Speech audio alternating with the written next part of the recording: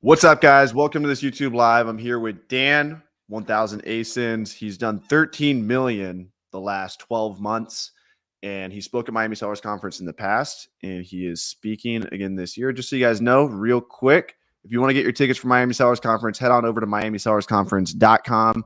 There you'll be able to see a full lineup of all the speakers. We got a great picture of Dan. We had to crop out his buddy. His buddy was good looking, but we had to crop him out. So there's Dan right there. Older brother. Yeah, he was really dragging the picture down. So yeah, exactly. So we had to cut that shit out. And yeah, we got a whole lineup of booksellers doing. We have a bookseller doing 800,000 a month speaking this year, and then Dave Conreed's been selling books for 15 years. We got Joji Davenport going to do 100K profit as a chemistry teacher. Anyway, stacked lineup, and today I'm joined with 1000 ASINs, and we're just gonna shoot the shit with you guys and answer some questions. Got the niece coming through here saying what's up. So how you been, man? I've been good. Been so busy just trying to take over the world, but yeah. 13 million, man. Your goal was your my goal 10 million? So I fell short of my goal. So my goal was 18 million for 2024, and my business hit a few different challenges. It was to be honest, a pretty tough year where while I didn't, continue the hyper growth, I'm in a much better spot in 2024. Nice. But yeah, just to gloss over a few of the things that happened, like I tried to get a big bank loan that fell through at the last minute. How big is a big bank loan for you? Yeah. What a big bank loan. I was trying to get 2 million. So like a line of credit for $1.5 million, and then like a 5-year term loan. Ended up falling through at the last second. There were some accounting discrepancies, which forced me to overhaul my accounting system. I went with a new bookkeeper, got all that stuff tightened up, and then one of my key employees quit unexpectedly, buyer/manager, and then there was further turmoil in the warehouse. I had to basically replace my entire warehouse staff. Why did they quit? What do you think happened there? Was it just like not enough pay? Did they not like the work anymore?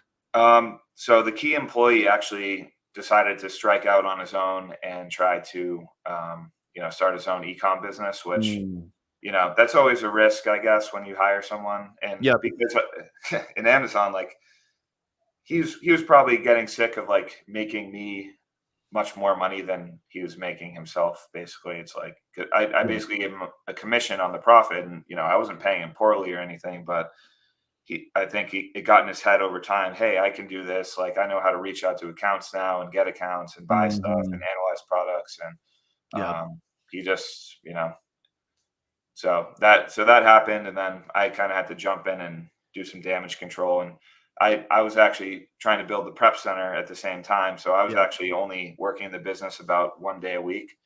And then as I poured through the numbers and stuff, he made quite a bit of bad buys that I didn't really review closely enough with him. So it's just a whole bunch of crap. But even through all of that, I still managed to grow, which is pretty incredible. Like I grew 8% year over year. And I also started establishing some sales on Walmart and eBay and Amazon Canada FBA, and that's actually really starting to pay off now. So, nice. So yeah, I mean, overall doing fine, but this was the first year I didn't basically double in size. So, so when it comes to Walmart, do you have any like advice or tips? Like how much volume are you doing there, and what have you learned that's kind of different than Amazon? Yeah, right now we're doing about 300,000, I'd say, a year. So yeah, we're between like 20 and 30K a month, and I feel like we're just scratching the surface too. So are you just doing like cross listing what you have MF on Walmart? Yeah, exactly. So yeah, like the rationale for that was we have a pretty good catalog of probably 1,000 to 2,000 SKUs now, and across like 100 different suppliers. So I thought if I just list all these products that we already carry on these other channels, we could probably boost our sales by like 20 or 30%, and not only boost the sales, but turn inventory faster as well, and be able to order more, which, suppliers like to see. And then the suppliers really like to see that you're not just an Amazon seller. and we can show sales data on other channels. So that was kind of the rationale. So we didn't look to source any new products just for eBay or just for Walmart. It's just like, let's copy paste our entire catalog into these other places and see if we can't just like boost sales that way. And it's finally, coming to fruition now. So that's a good thing. So your growth from, I think you did 10 million the year before, right? Yeah, I did like 12 or a little under 12 in 2022. 20, yeah. And I did just over 13 in 23. So okay. So now, like, are you opening new accounts actively? I'm actually not. So I realized like I could probably 3x my business just within the accounts I have. It's a pretty crazy realization when you really like look at your in stock rate and you're not carrying all the SKUs you could be carrying from a supplier. It's like, holy crap, I don't need new accounts. I just need to buy more shit and buy it earlier and keep in stock. And so and then I'm like, okay, well, in order to do that, I need more money because I keep running out of money before I can even get all the purchase orders in that I want to get in. So then it just like dawned on me. I was like, I have a money problem. It dawned on me last year. That's why I tried to get that bank loan. I was like, to grow, we need more money. Like, we can keep growing at a modest pace, like just snowballing all the profit back into slightly more inventory. But I'm at the point now where it's like, I already have millions of inventory to like 2x. I need a chunk of like, $2-3 million to explode. I wonder if there's like private lenders out there in other businesses that just have like super deep pockets that would give you money. There definitely are. And that's kind of my backup plan. My current plan is to try and actually get an SBA loan. I'm working with like a loan broker, and those are pretty sweet because they're 10-year payback terms. Unlike Amazon lending is like, I got 2 million from them and I have to pay them back like 200 grand every 4 weeks. It's like kind of defeats the purpose of getting all this money if you have to pay them back so rapidly. So, Dude, I bet if you just keep putting it out there, because in my opinion, you're one of the most inspiring people in the Amazon community. Not to make you have a big head or anything, dude. I bet if you like just kind of put yourself out there for even just like a year on social media, like kind of just sprinkling that in, I guarantee you somebody would reach out with like millions of dollars. Yeah, for sure. Yeah, the money's there's these companies that are buying all the software, Amazon software companies, and they're consolidating them together. Like Carbon 6 is buying like So Stocked and Zen Arbitrage and these different companies and throwing them all together.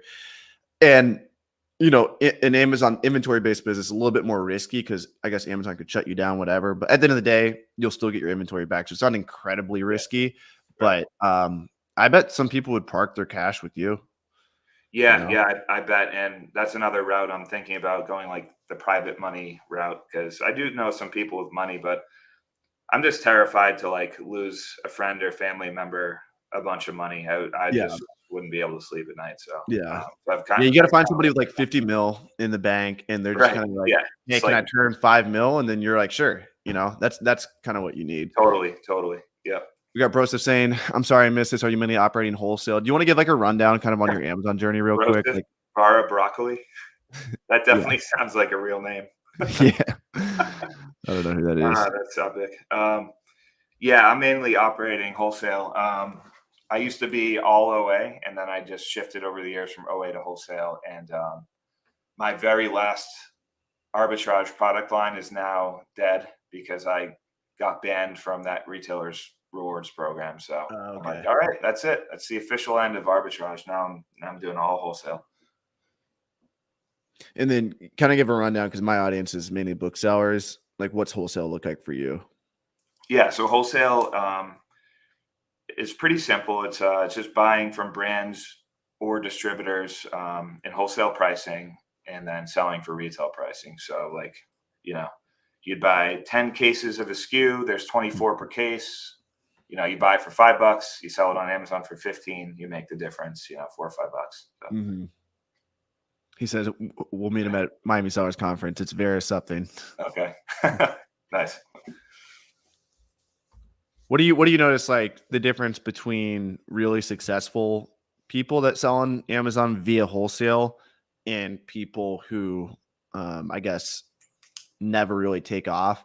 Do you notice like are people who are really successful what do they have in common in terms of like the accounts that they have access to? Like, what did they do to get such good product at cheap prices? Like, I know you can get from distributors, brand direct, wholesalers, but like, what are you kind of noticing like a common theme is? Yeah, I think the people who are really successful in wholesale, like they're working on like more replenishable SKUs, and they kind of have a machine going where there's a lot of reach out at first, and um, there's we that's how we built it, just brick by brick. Like we put together a list of like 1,000 suppliers, and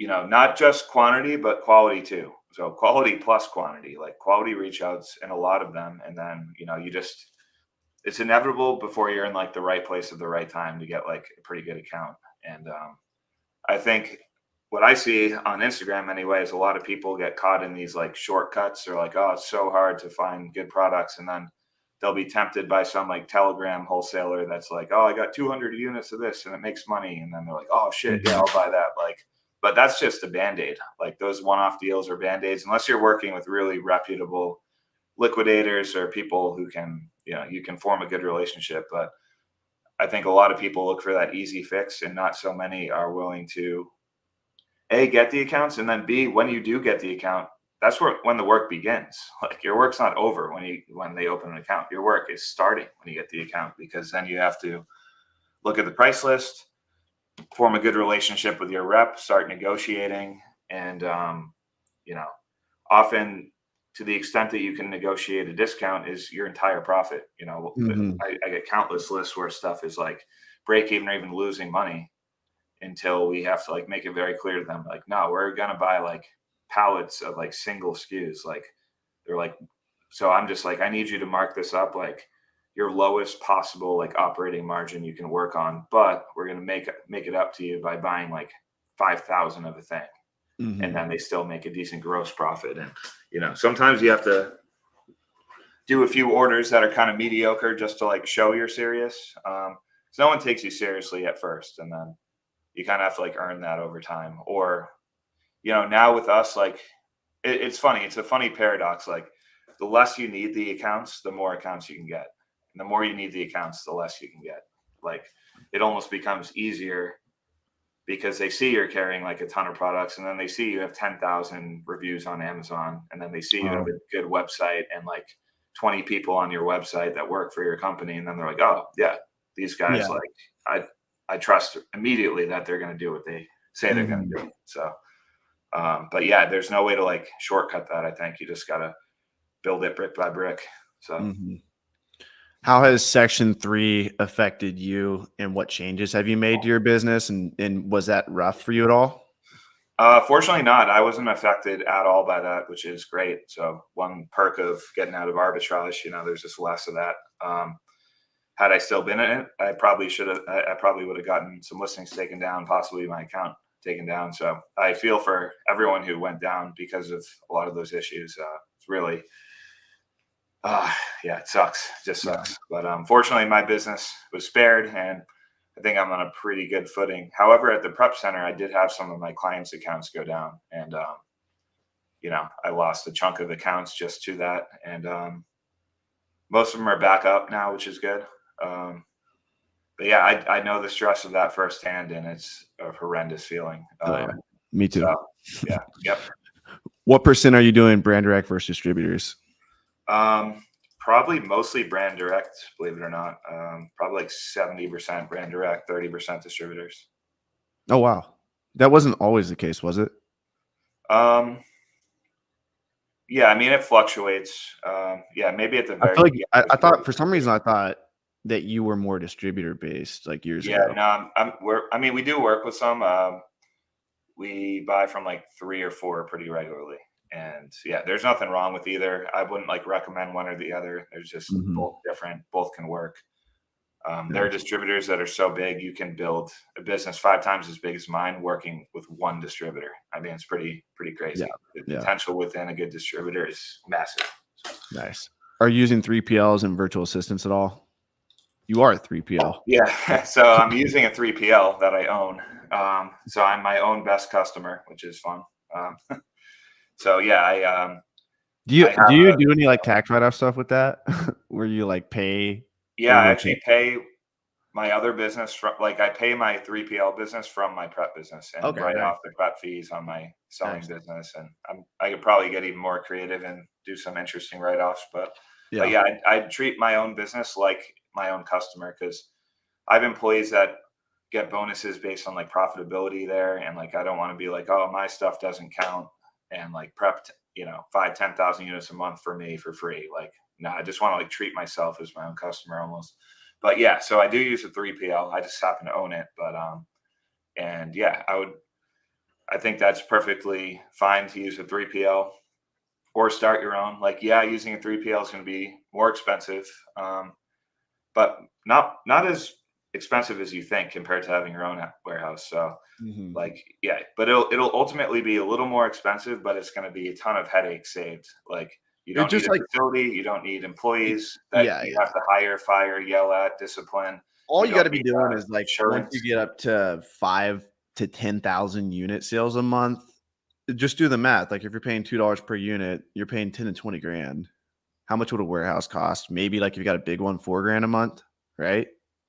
You probably get one for 2 grand most parts of the country, if not less, for like a small operation. And then you could hire someone for 4 grand a month full time at 20 bucks an hour or whatever that would come out to be. One person, and so then you're paying like 8 grand. You're saving 12 grand if you were paying 20 grand in prep fees for 10,000 units, and it's Yep. in house. Yep. So there's those benefits, Yep. faster prep. You don't have to Yeah, worry yeah. about it getting I think backed at up. a big scale that Avery's talking about, yeah, you're going to save money having your warehouse. But up until that point, I would make it the goal just to get there before you take that risk. Um, Mhm. so yeah. What was your favorite part about Miami Sellers Conference? Oh man, everything. The locale is amazing. Miami is a special place, but I think the vibe is different for this conference than most others. Actually, it's just like a really fun group of people. Um, a lot of the other Amazon conferences are a lot more formal. Still very informative, but this is just it's educational and fun and a great group of people. So um, yeah, it's just fun. Everything about it's fun. Mhm. Do you have one moment that stuck out to you? Trying to think here. There's a few stories about you that came up on the last pod. Um, Michaela was. I'll let her share that one. yeah, that was funny. So yeah, we ended up getting a table at 11, which is a club. It's not a strip club. It's a club that happens to have strippers in them. If that makes any sense at all. Like, the primary focus is it's a high end nightclub, but there are dimes walking around everywhere. So anyway, we got a table. Invited some of the people out. FBA Michaela was one of them. Yeah. And I felt so awkward. I was like, is she gonna like think I'm some sort of weirdo, like inviting her out to like a strip club slash club? But she was a trooper. She loved it. She's like, I'm from Ohio. Like, nothing really happens. So I live on a farm. So like, yeah, let's do this. And Yeah, I love her attitude. yeah. And so she had fun, I think. And yeah, a bunch of the guys were just at a table, and then Rick Ross came on, and we had the table next to Rick Ross's like posse, which was fun. Yeah. So yeah, that was a pretty epic night. So that's the other fun part about the Miami conference. Like, yeah, you do the conference, but people spin off into like different groups and have dinner and go out, and it's a blast. Yeah, I look forward to it. This will be my third annual Heck time yeah. coming, and it's on the calendar for every year. So Heck anyone yeah. listening, yeah, it's definitely a great time. Um, would highly recommend it. So Yeah. This year's gonna be really good because it's 2-day event. So it's gonna be Saturday, Sunday. And then we have a private venue for after party. We're gonna try to get access Friday night, but we'll definitely have it for Saturday night. And that's gonna be like alcohol included on the first floor of the venue that we're at. So it's different than the venue, but it's just downstairs and it's near the river. So it's like it's near where the wharf was, where we had the after party previous Yeah, years. I remember. Yeah. But it's gonna be private because Awesome. we get a lot of young kids, man. There's that one 18-year-old. I think I'm gonna have him speak. What's his name? Help me out. Sawyer, maybe? Is that Sawyer. who you're talking Yeah. about? Yeah. Yeah. He texted me a couple weeks ago. I need to message Nice. him. But kids like him, we don't want to like have the after party and not have him show up or have Yeah, him. exactly. Yeah, no, I dig that. Yeah. I mean, yeah, for all the under 21, I mean, they should be able to access like, or the casual event after. So Yeah. And this year, something else we've done is we just have so many fucking speakers. Like, look at this. Like, we'll yeah, probably the add lineup another. is actually pretty incredible. I've actually never seen Watch Me Amazon speak in person. I've never met him in person, but he was my original Yeah. inspiration like 5 years ago. So I'm looking Yeah. forward to. He was a lot of people's, man. That's why I wanted Yeah. him there. I met him at Reezy's event like 4 years ago. And so Mhm. I connected with him, and we've been connecting like over UFC fights, and like Nice, he does nice. judo. He's a judo black belt. So we Oh, always like cool. shoot the shit about stuff like that. And I'm like, bro, you gotta. I've invited him every year to the conference, but this is the first year. Yeah, yeah. I don't see him make many appearances anywhere anymore. He's kind of like semi-retired, it seems. But that's That's why awesome. he inspires me, because I think I'm gonna be like him. Like once I really make it, because like he's still active slightly on social.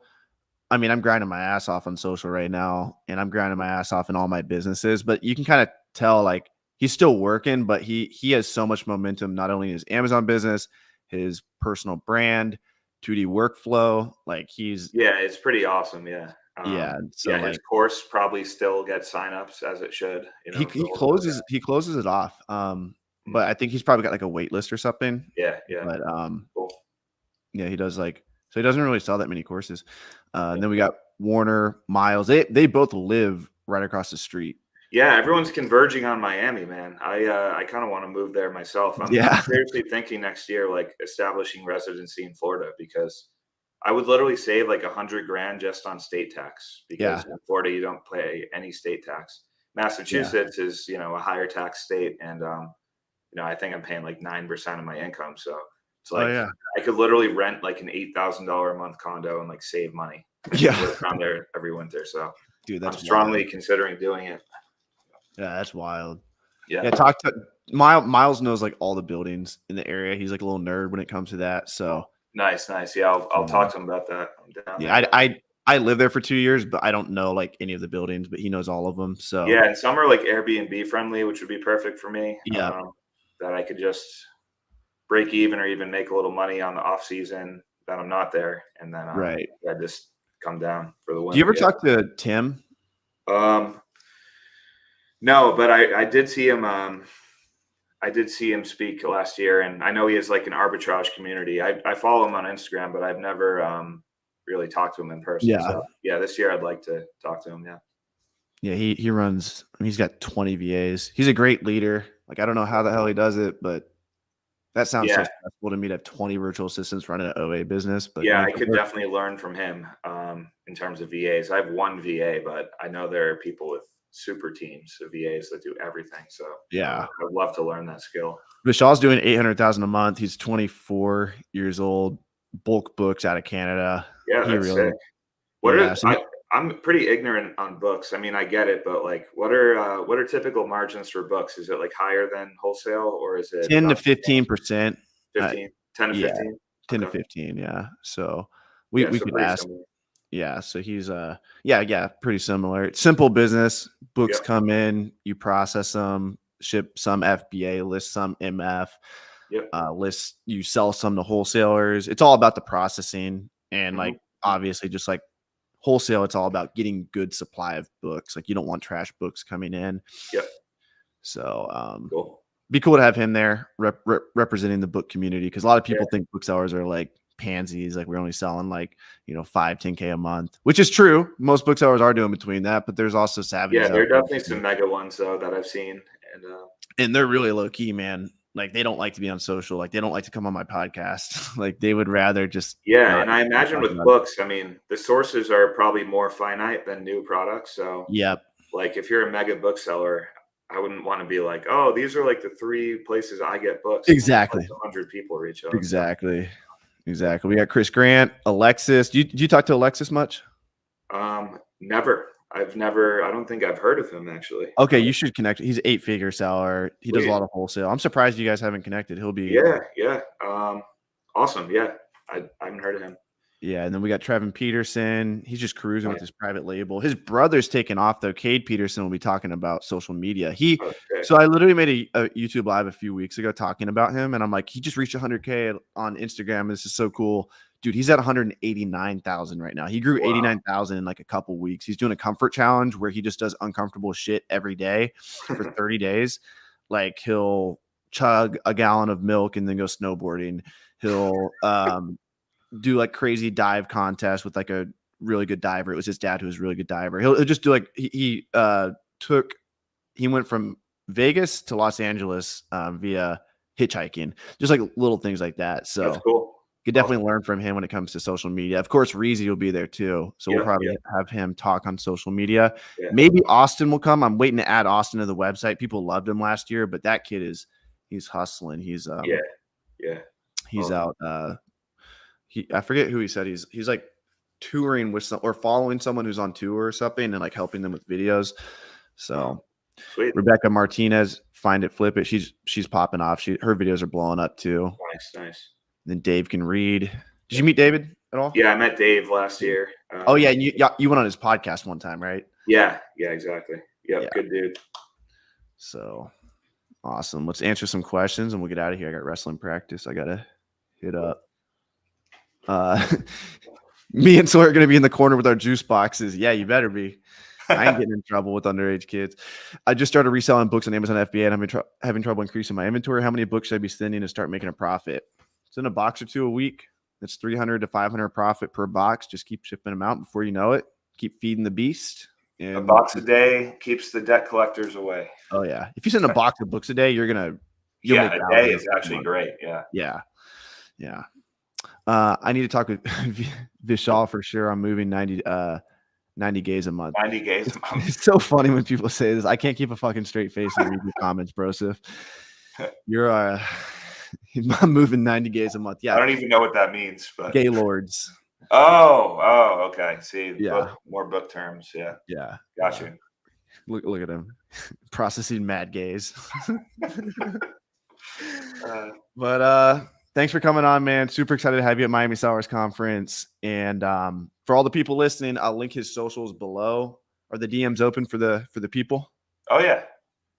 Slide in the DMs, guys, and you'll see Dan in Miami. All right. Thanks, Avery. I'll see you down there.